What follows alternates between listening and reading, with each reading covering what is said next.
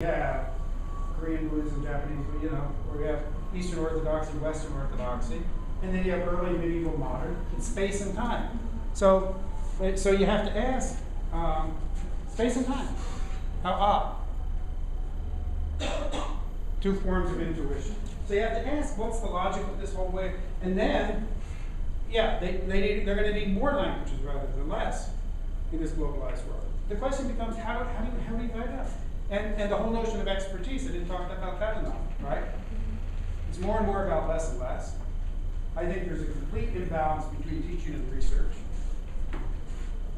Not just at universities, but at many colleges.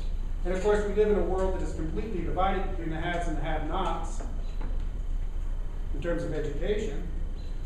We may teach 4 courses and be in the classroom 140 hours here, but there are people out there in the California state system and junior colleges teaching 10 courses with 300 students and no TAs, right? And faculty members completely resist any notion of a free market system in economic markets. You know, they want to, and want government. But there is nothing more unregulated in the world than a tenured faculty member. So how do you balance? How do you balance it? And I don't know. There are different kinds of expertise.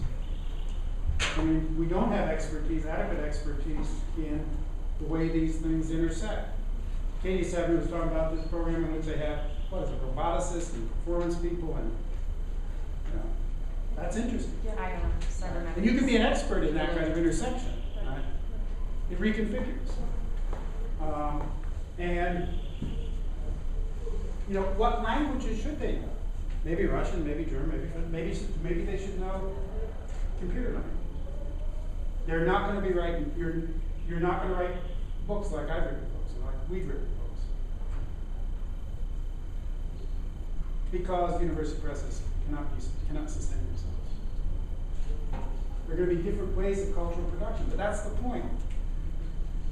If you see it as the end of it, but think about the creative possibilities that alternative ways open up, right? Can I plot all of it? No. Right? These are what I've tried to show you, some of the ways in which I've tried to figure out how to do some of these studies. But then you take it and run with it. I think that in the kind of globalized world that we live in,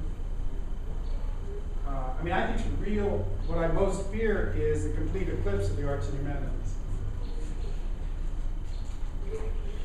And that's, if you read the Chronicle every day, there's a list, one day last week, 30 universities and the programs and departments that they're cutting. Dozens. Right? And it's not economics that they're cutting. So we have to get over this non-utilitarian business and have to figure out what the utilitarian value of what we do is. Because if we don't, the game's over. On the university side, there are 4 aspects of the problem: assets, liabilities, costs, and income. Assets are declining. Endowments are down. Last year, charitable giving nationwide was down 46% for universities. Liabilities are increasing. All of these universities are low. I don't believe the figures that Loan uses. Harvard University, in order to service its current debt, must pay $518 million a year until 2038. It's not only the amount of money, it's liquidity. What collapsed the banks was liquidity. Costs are fixed and rising. Fixed or rising. And income, as I said, is not going to increase. And you can only increase the student body as Columbia has so much without incurring additional costs. And it doesn't create that much additional income anyhow. And as I said, you sell the product for 2/3 what it costs you to produce it. So what are you going to do? I mean, that's what I say. If you keep, so you have to think how to do things differently. And it's not only, it's a practical problem, but also, you know, if you think of teaching and writing as not being separate, if you think of these alternative media as expanding, look how boring it is to write with just right angles and straight lines and black and white, right? Think of the capacity for creative expression that opens up when you work in these other ways. And it's not just bells and whistles. It's not just that primitive, infantile, feminine bullshit, as opposed, right? You can be rigorous. I know, I've seen it. You can be rigorous in the way in which you create these alternative media.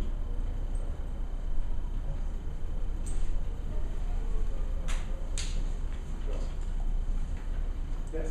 Thank you very much for your very interesting presentation. And I guess I'm a first-year graduate student, so it's kind of provocative for me as well to kind of enter onto a path as on my PhD path and you know, to kind of see these kinds of interesting perspectives.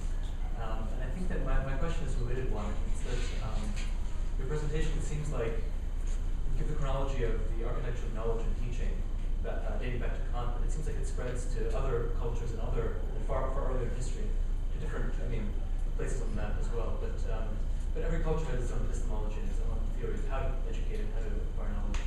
And I'm wondering if kind of reshaping the architecture of the printed page and things like that, doesn't that come in conflict with the internalizing certain culture, certain discipline that has its own requirements?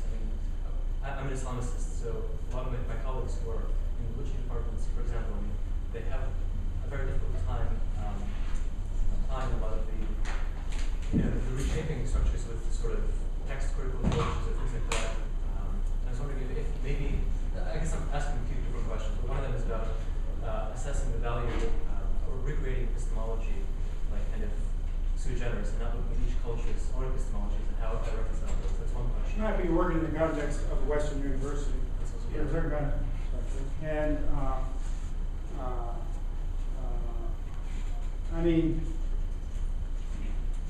I think the whole logic of, I don't even know how to think departments. You say study religion as an Islamicist, you have problems with people in religion. Well, at Columbia, people are studying religion all over the place, right? And so, what does it mean to study religion in history, or in Milad, or for Islam, or in religion? And why are they doing it? Why is everybody? And within religion, we have 8 subfields. We're trying to erode those boundaries, but what's the logic of that? And then each of the departments, practically, each of the departments is as separate as the subfields are before that. And even if there were a logic to it, and there is a logic, but even if that were acceptable, it's not sustainable.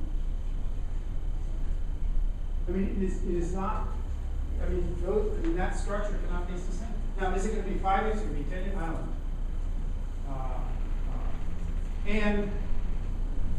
And we have a proliferation of graduate programs across the country. The job situation is not new. It came crashing down in 1970. I graduated college in 1968. My prof told me you go to Harvard or Yale or Columbia, and more job offers, you know what to do. In 1970, there were no jobs.